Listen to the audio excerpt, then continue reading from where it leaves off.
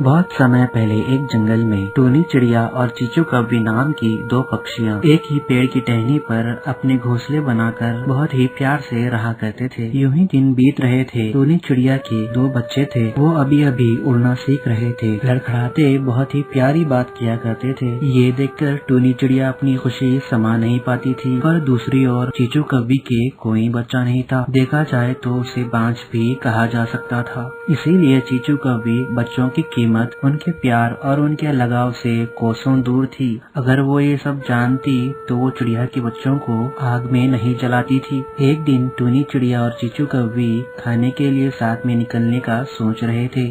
चीचू कौवी टूनी चिड़िया के घोंसले के पास आई तो देखा टूनी चिड़िया अपने बच्चों के साथ प्यारी प्यारी बातें कर रही थी। पूरे 10 मिनट हो चुके थे, फिर भी टूनी चिड़िया अपने बच्चों को छोड़कर आ ही नहीं रही थी। टूनी चिड़िया से अपनी दोस्ती के कारण चीचू कौवी ने कुछ नहीं कहा। वो वहीं पर टूनी चिड़िया के घोंसले के बाहर खड़ी होकर टूनी चिड़िया के आने का इंतजार कर रही थी। पौना घंटा, आधा घंटा और 1 घंटा बीत गया, फिर भी टूनी चिड़िया बाहर नहीं आई। अब चीचू कौवी से ये बर्दाश्त नहीं हुआ और वो जोर से बोलती है, टूनी चिड़िया तुम आहार खोजने के लिए मेरे साथ चल रही हो या नहीं? अरे अरे देखो तो चीचू को कितना गुस्सा आ रहा है। आज अपनी सहेली को चिड़िया कहकर बुला रही है। गुस्सा नहीं होंगी तो और क्या करूँगी? पिछले 1 घंटे से राह देख रही हूँ। तो किसने कहा इंतजार करने के लिए? आकर मेरे बच्चों के साथ खेल सकती थी ना तुम भी। मुझसे ये सब नहीं होगा। बार बार ये कहकर मैं बांझ हूँ, मैं बच्चों का प्यार नहीं समझती। मेरी सहेलियों ने मेरा दिल सख्त बना डाला है। अब मेरे दिल में बच्चों के लिए प्यार लगाओ कुछ भी नहीं है।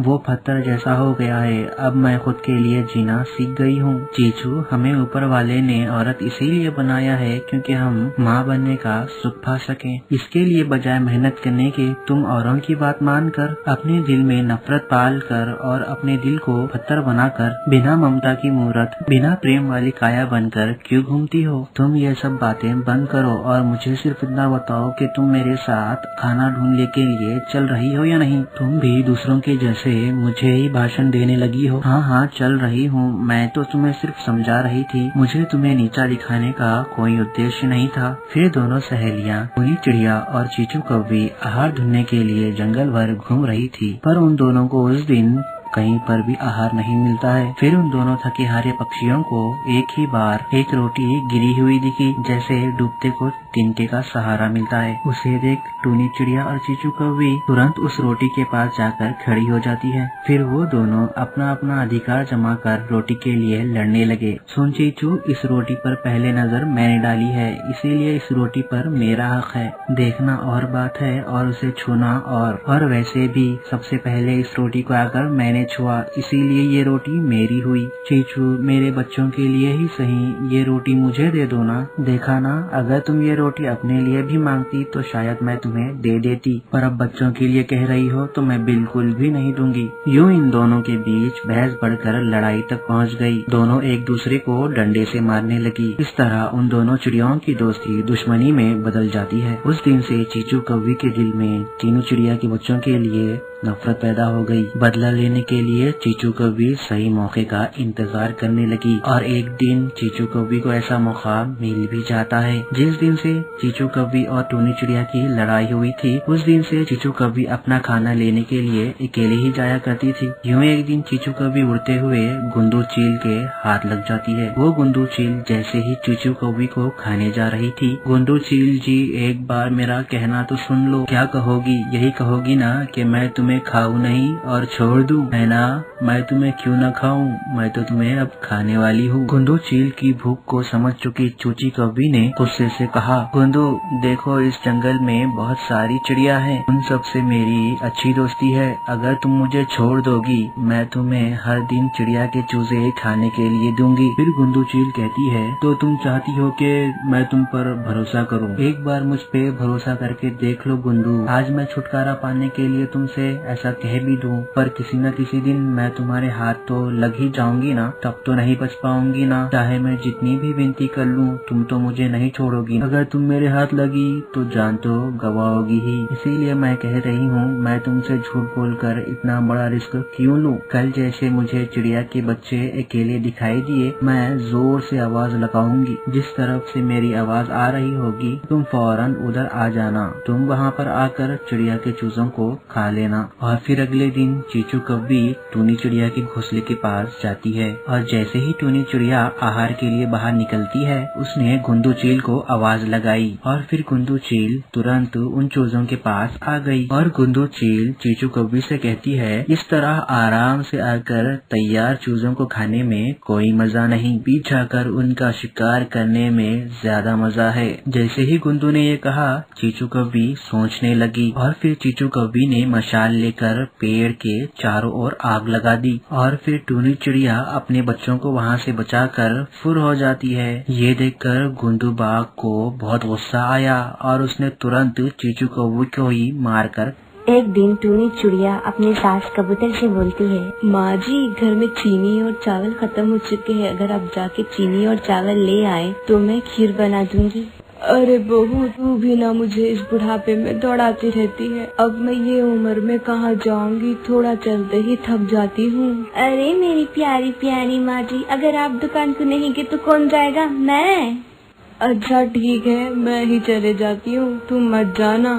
और टूनी चिड़िया की सास कालू कौवे की दुकान को जाती है और कहती है, अरे मोनू, जरा 5 किलो चीनी और 2 किलो चावल तो देना। अरे क्या बात है माँ जी, बहुत दिन के बाद दर्शन हो रहे हैं आपके। अच्छा, अगर तुम मेरा दीदार करने के लिए इतना ही तड़प रहे थे तो मुझे एक काम करो, फ्री में ही दे दो पूरा राशन। मैं तुम्हें पैसे नहीं दूंगी, तुमने मेरा दीदार कर लिया ना, इतना ही बहुत है तुम्हारे लिए। बहुत ही मुश्किल से लोगों को मेरा दीदार करने मिलता है, और दूसरे लोगों को मिलता होगा दीदार करना बड़ी मुश्किल से। हमें तो बड़े आसानी से मिल जाता है आपका दीदार करना। आप हमारे घर के सामने ही तो रहती हो, और हमारी नजरें आप पे टकाटक बनी हुई रहती है। बेशरम, तुझे शर्म नहीं आती क्या? इस बुढ़ापे में मेरे साथ तू फ्लर्ट कर रहा है। तेरे घर में माँ बहन नहीं है क्या?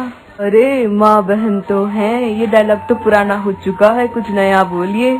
और वैसे भी माँ बहन से थोड़ी फ्लर्ट करते हैं, फ्लर्ट तो आप जैसी हसीना से करते हैं हम तो।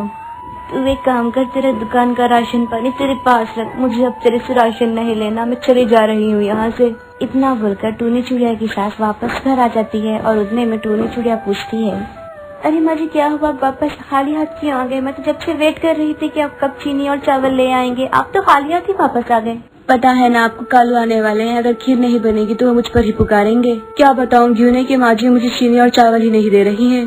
कालू आ जाएगा तो मैं खुद बात कर लूंगी। एक तो वो बेशरम दुकानदार ये भी नहीं दिखता कि सामने बूढ़े हैं या जवान ठहरे हुए है। बीबी किसी से भी हंसी मजाक करना शुरू कर देता है, और उसके हंसी मजाक इतने वाहियात होते हैं कि सामने वाले को गुस्सा ही आ जाए। क्या ऐसा क्या क्या माँ जी आपके साथ जो आप इतना गुस्सा हो रही हो? और टूनी चिड़िया की सास पूरी बात टूनी को सुनाती है, और टूनी चिड़िया बोलती है, ओहो सासू माँ, आपको इतना ओवर रिएक्ट करने की क्या जरूरत है?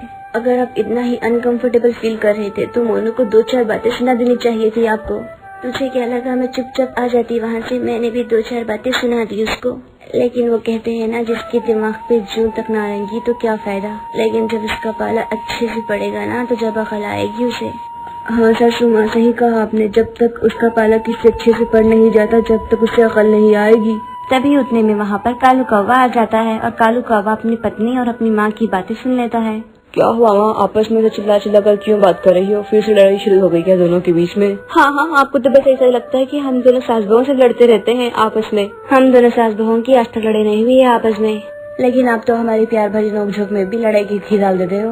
और नहीं तो क्या, बहू और मैं बिल्कुल लड़ाई नहीं कर रहे थे। अच्छा ठीक है, जाने दो, जाओ तुम टूनी चिड़िया जाके मेरे लिए गर्मा गर्म खीर लेकर आओ। जी अभी खीर नहीं बनी है, खीर बनने में समय लगेगा, और खीर बनेगी भी या नहीं मुझे नहीं मालूम। तुम्हारा दिमाग खराब हो गया है क्या? मैंने तुम्हें जब भी बोला था कि खीर बना के रख देना, और अभी तक खीर नहीं बनी। खीर के लिए तो थोड़ी मेहनत करनी पड़ती है, जा अब जाके चावल लेकर आ ले। तू जाकर चावल लेकर आएगा तो बहू तेरे लिए खीर बना देगी। कालू कौवा गुस्से में चावल लेने के लिए चला जाता है, और थोड़ी देर बाद चावल ले लेके आ जाता है, और टूनी चिड़िया थोड़ी देर बाद खीर बना देती है। ऐसे ही कई दिन बीत जाते हैं, और मुन्नू कौवे की शिकायत सारे गांव में फैल जाती है और हर कोई बस मुन्ने कौवे की शिकायत कर रहा होता है। ये सब सुनकर टूनी चिड़िया का पारा गुस्से से हाई हो जाता है और ये सब सुनकर टूनी चिड़िया खुद से बोलती है, आखिर ये मुन्नू कौवा है कौन, जिस दिन भी मेरे पाले पड़ेगा ना उसकी अच्छी से खबर लूंगी मैं। ऐसे ही कई दिन बीत जाते हैं और टूनी चिड़िया की सास अपने मायके चली जाती है और कालू कौवा अपने ऑफिस चला जाता है। घर में टूनी चिड़िया अकेले होती है और घर के कुछ मसाले खत्म हो जाते हैं और टूनी चिड़िया मसाले लेने के लिए बाहर निकल जाती है और वो मुन्नू कौवे की दुकान को पहुंच जाती है। मुन्नू कौवा टूनी चिड़िया को देखकर बोलता है, अरे वाह, असली मसाला तो आप ही हो। आपको देखकर हमारा तन बदन चटपटा हो गया। क्या क्या कह रहे हो तुम? मैं ये कहना चाहता हूँ कि आप बहुत ज्यादा खूबसूरत, और सबसे अच्छी बात ये है कि आप हमारी दुकान पर मसाले लेने आई है। और थोड़ी मसाले वाली बात भी कर लीजिए, थोड़ा मजा आपको भी आएगा, थोड़ा मजा हमें भी आएगा। अच्छा तो आपको मजे करने हैं, चलिए थोड़े मजे हम भी कर लेते हैं।